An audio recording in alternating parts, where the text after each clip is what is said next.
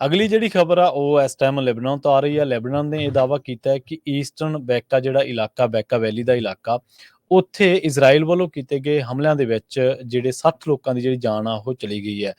ਜਿਵੇਂ ਤੁਸੀਂ ਜ਼ਿਕਰ ਕੀਤਾ ਸੀਗਾ ਪਹਿਲੀ ਖਬਰ ਦੇ ਵਿੱਚ ਕਿ ਗਾਜ਼ਾ ਦੇ ਵਿੱਚ ਵੀ ਵੱਡੀ ਗਿਣਤੀ ਲੋਕਾਂ ਨੇ ਜਿਹੜੀ ਜਾਨ ਆ ਉਹ ਚਲੀ ਗਈ ਹੈ ਇਜ਼ਰਾਈਲ ਦੇ ਹਮਲਿਆਂ ਦੇ ਵਿੱਚ।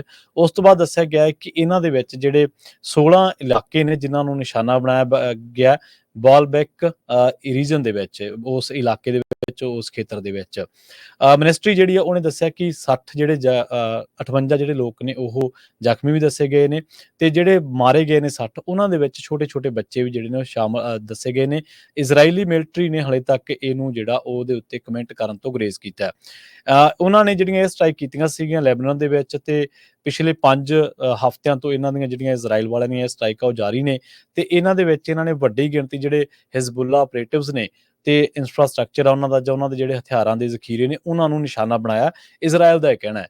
ਗਵਰਨਰ ਜਿਹੜੇ ਬੇਚੀ ਕੁਦਰ ਨੇ ਉਹਨਾਂ ਨੇ ਦੱਸਿਆ ਕਿ ਜਿਹੜੇ ਇਹ ਅਟੈਕਸ ਨੇ ਇਹ ਮੋਸਟ ਵਾਇਲੈਂਟ ਨੇ, ਤੇ ਏਰੀਆ ਜਿਹੜਾ ਇਹਨਾਂ ਨੇ ਇਸ ਵਾਰੀ ਜਿਹੜਾ ਨਿਸ਼ਾਨਾ ਬਣਾਇਆ ਉਹ ਵੱਡੀ ਪੱਧਰ ਤੇ ਰਿਹਾਇਸ਼ੀ ਹੈ, ਤੇ ਉੱਥੇ ਕੋਈ ਵੀ ਹਿਜ਼ਬੁੱਲਾ ਦਾ ਜਿਹੜਾ ਆਪਰੇਟਿਵ ਹੈ ਜਾਂ ਉਸ ਤਰ੍ਹਾਂ ਦਾ ਕੋਈ ਉਹਨਾਂ ਦਾ ਕਾਰੋਬਾਰ ਆ ਉੱਥੇ ਨਹੀਂ ਸੀਗਾ। ਇੱਕ ਅਨਵੈਰੀਫਾਈਡ ਵੀਡੀਓ ਜਿਹੜੀ ਹੈ BBC ਕਹਿੰਦਾ ਹੈ, ਉਹਨਾਂ ਨੇ ਇਹਦੀ ਪੁਸ਼ਟੀ ਨਹੀਂ ਕੀਤੀ। ਉਹਨਾਂ ਨੇ ਕੁਛ ਬਿਲਡਿੰਗਸ ਦਾ ਜਿਹੜੀਆਂ ਨੁਕਸਾਨੀਆਂ ਗਈਆਂ ਨੇ ਜਾਂ ਹੋਰ ਜਿਹੜੀਆਂ ਨੂੰ ਅੱਗ ਲੱਗੀ ਹੈ ਤੇ ਜਿੱਥੋਂ ਰੈਸਕਿਊ ਕੀਤਾ ਜਾ ਰਿਹਾ ਜ਼ਖਮੀਆਂ ਨੂੰ, ਉਹਨਾਂ ਦੀ ਕੁਛ ਵੀਡੀਓ ਵੀ ਜਿਹੜੀ ਆ ਉਹ ਰਿਲੀਜ਼ ਕੀਤੀ ਹੈ। ਇਸੇ ਤਰ੍ਹਾਂ ਜਿਹੜਾ ਬੌਡਾਈ ਟਾਊਨ ਹੈ ਇੱਕ, ਉੱਥੋਂ ਦਾ ਦੱਸਿਆ ਗਿਆ, ਇਹਨਾਂ ਇਲਾਕਿਆਂ ਦੇ ਵਿੱਚ ਹੀ ਪੈਂਦਾ ਹੈ।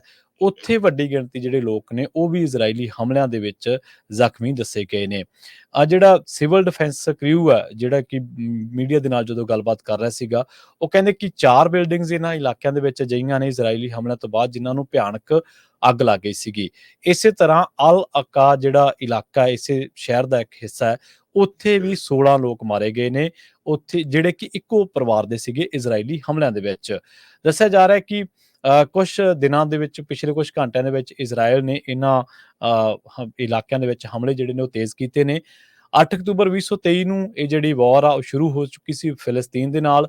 ਹੁਣ ਤੱਕ ਲੈਬਨਾਨੀ ਜਿਹੜੀ ਹੈਲਥ ਮਿਨਿਸਟਰੀ ਆ ਉਹਨਾਂ ਦੇ ਦੱਸਣ ਦੇ ਮੁਤਾਬਕ 2700 ਤੋਂ ਵੱਧ ਬੰਦਾ ਮਾਰਿਆ ਜਾ ਚੁੱਕਿਆ। ਤਕਰੀਬਨ 13,000 ਤੋਂ ਵੱਧ ਜਿਹੜੇ ਲੋਕ ਨੇ ਲੈਬਨਾਨ ਦੇ ਵਿੱਚ ਉਹ ਇਜ਼ਰਾਈਲੀ ਹਮਲਿਆਂ ਤੋਂ ਜ਼ਖਮੀ ਦੱਸੇ ਜਾਂਦੇ ਨੇ ਜੀ। ਅਗਲੀ ਜਿਹੜੀ ਖਬਰ ਆ ਉਹ ਇਸ ਟਾਈਮ ਲੈਬਨਾਨ ਤੋਂ ਆ ਰਹੀ ਹੈ। ਲੈਬਨਾਨ ਨੇ ਇਹ ਦਾਅਵਾ ਕੀਤਾ ਹੈ ਕਿ ਈਸਟਰਨ ਬੈਕਾ ਜਿਹੜਾ ਇਲਾਕਾ, ਬੈਕਾ ਵੈਲੀ ਦਾ ਇਲਾਕਾ, ਉੱਥੇ ਇਜ਼ਰਾਈਲ ਵੱਲੋਂ ਕੀਤੇ ਗਏ ਹਮਲਿਆਂ ਦੇ ਵਿੱਚ ਜਿਹੜੇ 60 ਲੋਕਾਂ ਦੀ ਜਿਹੜੀ ਜਾਨ ਆ ਉਹ ਚਲੀ ਗਈ ਹੈ। ਜਿਵੇਂ ਤੁਸੀਂ ਜ਼ਿਕਰ ਕੀਤਾ ਸੀਗਾ ਪਹਿਲੀ ਖਬਰ ਦੇ ਵਿੱਚ ਕਿ ਗਾਜ਼ਾ ਦੇ ਵਿੱਚ ਵੀ ਵੱਡੀ ਗਿਣਤੀ ਲੋਕਾਂ ਨੇ ਜਿਹੜੀ ਜਾਨ ਆ ਉਹ ਚਲੀ ਗਈ ਹੈ ਇਜ਼ਰਾਈਲ ਦੇ ਹਮਲਿਆਂ ਦੇ ਵਿੱਚ। ਉਸ ਤੋਂ ਬਾਅਦ ਦੱਸਿਆ ਗਿਆ ਹੈ ਕਿ ਇਹਨਾਂ ਦੇ ਵਿੱਚ ਜਿਹੜੇ 16 ਇਲਾਕੇ ਨੇ ਜਿਨ੍ਹਾਂ ਨੂੰ ਨਿਸ਼ਾਨਾ ਬਣਾਇਆ ਗਿਆ ਬਾਲਬੈਕ ਰੀਜਨ ਦੇ ਵਿੱਚ, ਉਸ ਇਲਾਕੇ ਦੇ ਵਿੱਚ, ਉਸ ਖੇਤਰ ਦੇ ਵਿੱਚ। ਮਿਨਿਸਟਰੀ ਜਿਹੜੀ ਆ ਉਹਨੇ ਦੱਸਿਆ ਕਿ 60 ਜਿਹੜੇ 58 ਜਿਹੜੇ ਲੋਕ ਨੇ ਉਹ ਜ਼ਖਮੀ ਵੀ ਦੱਸੇ ਗਏ ਨੇ, ਤੇ ਜਿਹੜੇ ਮਾਰੇ ਗਏ ਨੇ 60 ਉਹਨਾਂ ਦੇ ਵਿੱਚ ਛੋਟੇ-ਛੋਟੇ ਬੱਚੇ ਵੀ ਜਿਹੜੇ ਨੇ ਉਹ ਸ਼ਾਮਲ ਦੱਸੇ ਗਏ ਨੇ। ਇਜ਼ਰਾਈਲੀ ਮਿਲਟਰੀ ਨੇ ਹਾਲੇ ਤੱਕ ਇਹਨੂੰ ਜਿਹੜਾ ਉਹਦੇ ਉੱਤੇ ਕਮੈਂਟ ਕਰਨ ਤੋਂ ਗੁਰੇਜ਼ ਕੀਤਾ। ਉਹਨਾਂ ਨੇ ਜਿਹੜੀਆਂ ਇਹ ਸਟ੍ਰਾਈਕ ਕੀਤੀਆਂ ਸੀਗੀਆਂ ਲੈਬਨਾਨ ਦੇ ਵਿੱਚ, ਤੇ ਪਿਛਲੇ 5 ਹਫ਼ਤਿਆਂ ਤੋਂ ਇਹਨਾਂ ਦੀਆਂ ਜਿਹੜੀਆਂ ਇਜ਼ਰਾਈਲ ਵਾਲਿਆਂ ਦੀਆਂ ਇਹ ਸਟ੍ਰਾਈਕਾਂ ਉਹ ਜਾਰੀ ਨੇ, ਤੇ ਇਹਨਾਂ ਦੇ ਵਿੱਚ ਇਹਨਾਂ ਨੇ ਵੱਡੀ ਗਿਣਤੀ ਜਿਹੜੇ ਹਿਜ਼ਬੁੱਲਾ ਆਪਰੇਟਿਵਸ ਨੇ ਤੇ ਇਨਫਰਾਸਟ੍ਰਕਚਰ ਆ ਉਹਨਾਂ ਦਾ, ਜਾਂ ਉਹਨਾਂ ਦੇ ਜਿਹੜੇ ਹਥਿਆਰਾਂ ਦੇ ਜ਼ਖੀਰੇ ਨੇ ਉਹਨਾਂ ਨੂੰ ਨਿਸ਼ਾਨਾ ਬਣਾਇਆ, ਇਜ਼ਰਾਈਲ ਦਾ ਇਹ ਕਹਿਣਾ ਹੈ।